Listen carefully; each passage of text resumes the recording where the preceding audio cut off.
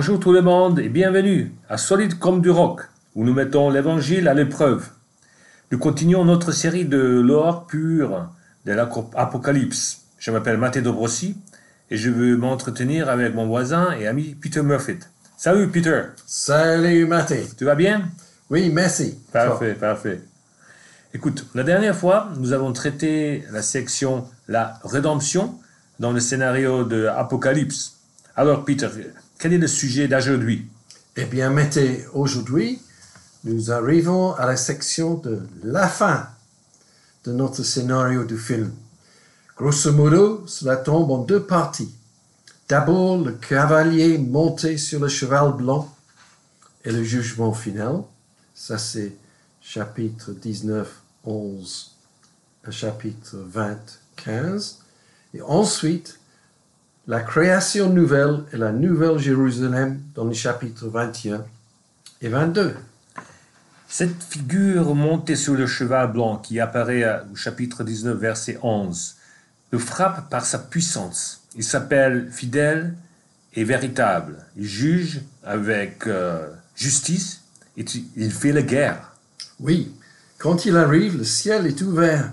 Nous concluons que nous sommes dans la section de la fin du scénario, même si la rédemption n'est pas encore complète. Jusqu'ici, nous avons vu deux épisodes de la dernière bataille. Dans l'épisode 1, le bête et le faux prophète avaient convoqué les rois de toute la terre pour combattre l'agneau, mais ils ont perdu. Dans l'épisode 2, l'agneau et ses disciples les ont vaincus de nouveau, mais le bête, le faux prophète et le dragon, Satan, maraudent toujours. Jean veut nous raconter encore deux épisodes de la dernière bataille. Alors, je suppose que nous avons l'épisode 3 de la dernière bataille, ou chapitre 19, versets 19 à 21. Oui, le cavalier monté sur le cheval blanc et Jésus, le Fils de Dieu, avec Roi des rois et Seigneur des seigneurs écrit sur sa jambe.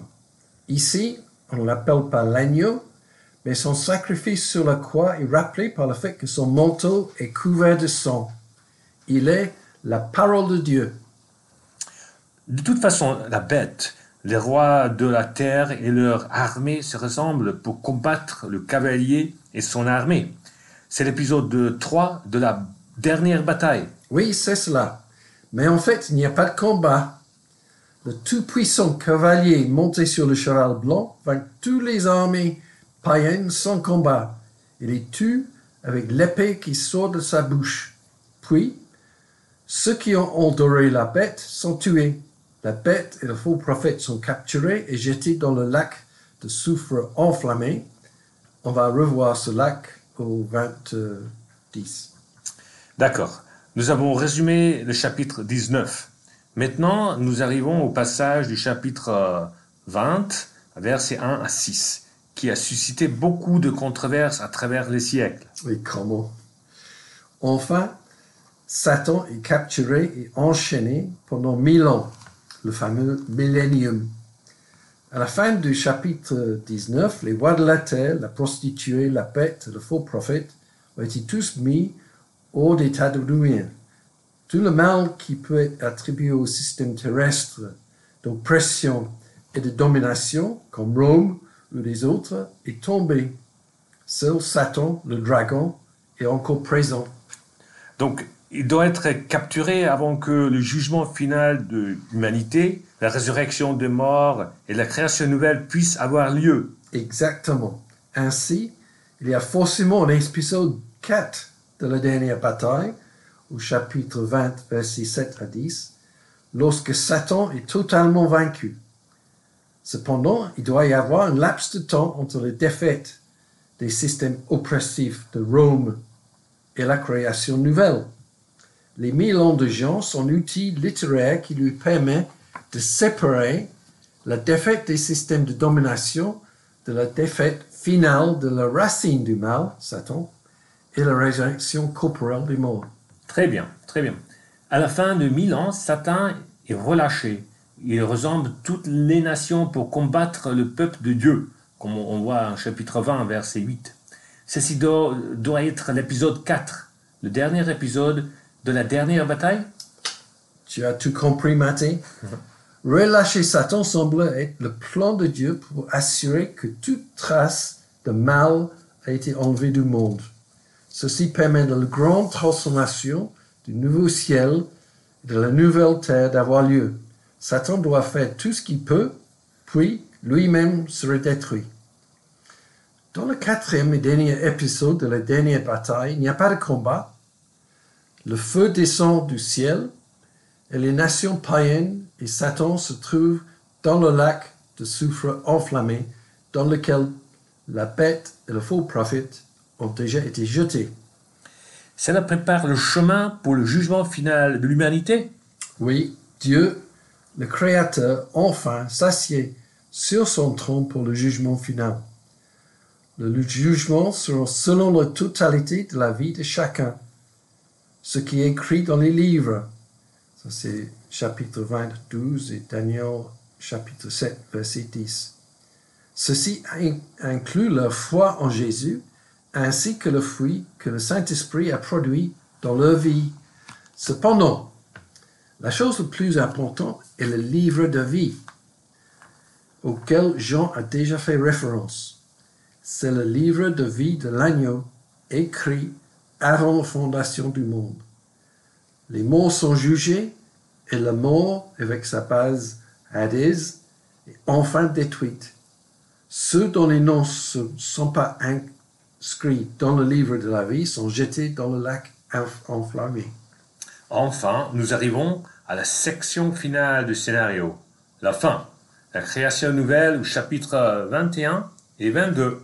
Oui, le prophète Isaïe a mentionné la création nouvelle en chapitre 65, verset 17 et 66, verset 22.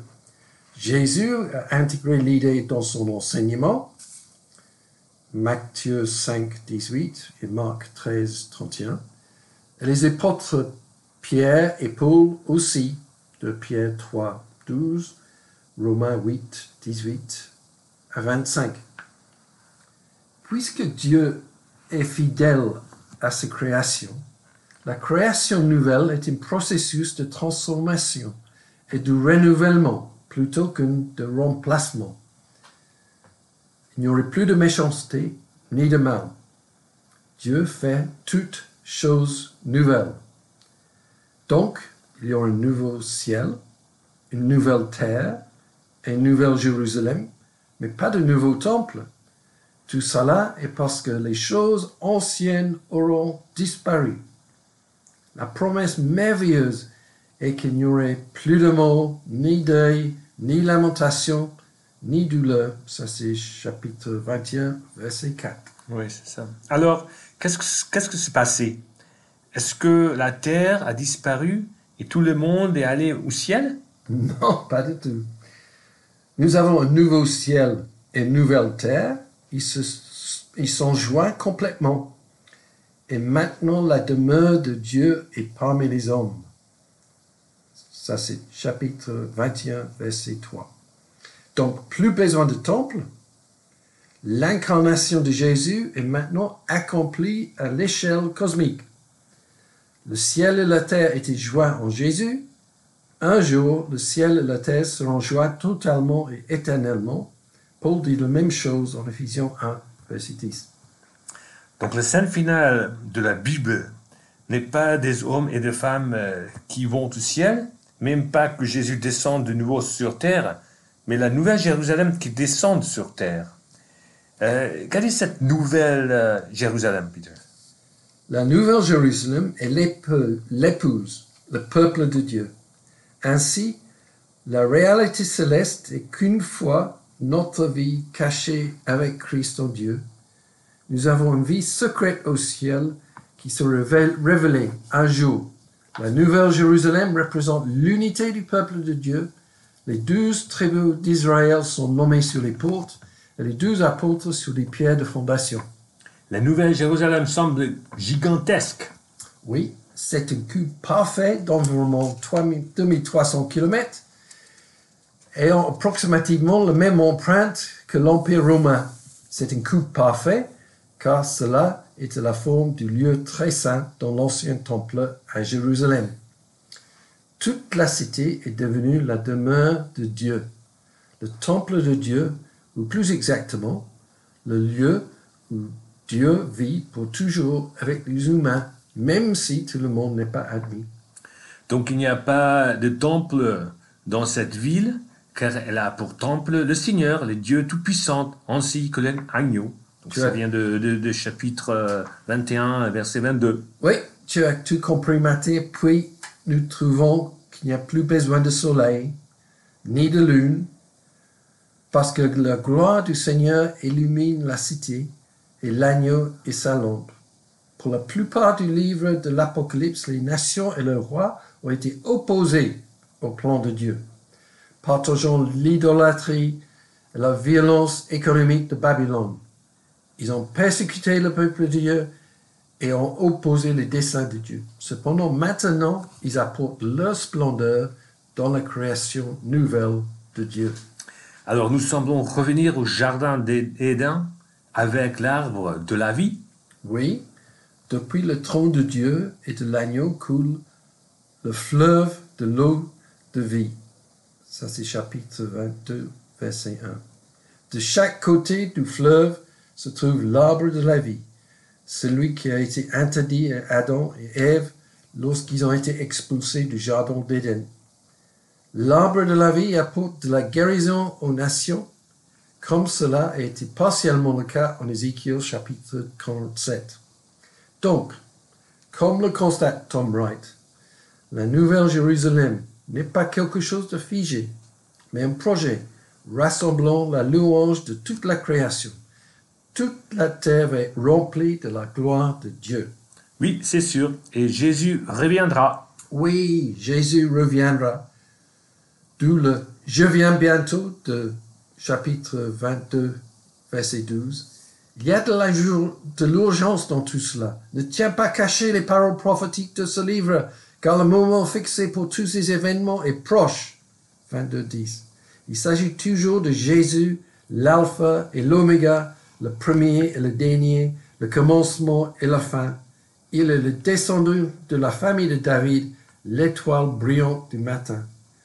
Nous devrons tous participer. L'esprit et l'épouse disent « Viens ». Nous pouvons toujours boire l'eau de la vie de l'Esprit Saint. Le règne actuel du dragon sera terminé. Il n'y aura plus de mort, ni de deuil, ni de pleurs, ni de douleur. Dieu fera toutes choses nouvelles et nous habiterons dans la présence de Dieu pour toujours. Amen.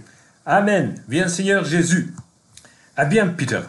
Cela termine notre parcours dans le livre de l'Apocalypse. À part l'espoir, qu'est-ce que tu aurais su personnellement de ces livres? Très bonne question, Martin. Le point principal est que nous devons continuer à témoigner fidèlement de notre amour pour Jésus, même jusqu'à la mort. Le deuxième point, il me semble, est l'importance capitale de la prière de nous, les chrétiens ordinaires. Et bien sûr, Dieu a tout entre ses mains, y compris le cours de l'histoire de l'univers. Merci Peter pour tout ce travail sur Jean le cinéaste. C'était vraiment très instructif et surprenant, c'est sûr. Je t'en prie, Martin. Alors, qu'est-ce que tu nous as préparé pour la prochaine fois, Peter? Je pensais qu'on reviendra sur la fiabilité historique des évangiles et examiner les origines de Matthieu et de Marc. Ça devait être très très bien, il me tarde qu'on continue. Alors je souhaite une bonne début d'été à tous nos écouteurs et le Seigneur soit avec vous. Oui, que Dieu vous bénisse. Au revoir. Merci, au revoir.